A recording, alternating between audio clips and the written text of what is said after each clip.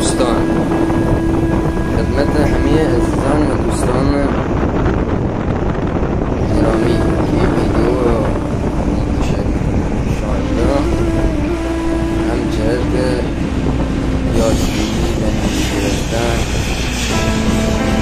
و از کارمون نمایشی بذاریم که نیاز به دیدنی باشه، یعنی شما هم حمایت با یه لایک و دنبال کردن ما ممنون میشم. یه قطاری خالی میره بندر، یه لنجی روی دریا راشو گم کرد، یه دم ما گوشه انبار خاک خورده.